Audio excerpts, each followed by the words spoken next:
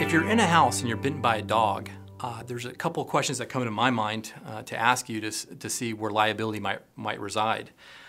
First of all, was the person that owned the dog, are they the owner of the house or were they a renter?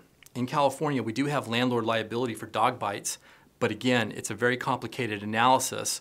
It does require an attorney to review it to make sure there is liability. But in California, you can actually go after the homeowner or the landlord in certain circumstances.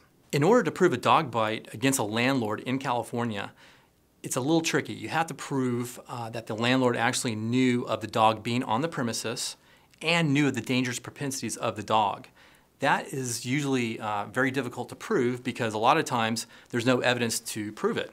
So in those types of cases, they can be done, especially if the landlord knew about the dog being there.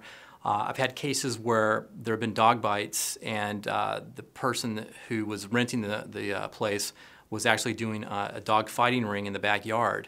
So we did find evidence that the landlord knew of that activity. And of course, the dogs that were being bred for this fighting were pit bulls. And those are inherently dangerous under California law. So we were able to establish landlord liability in that case.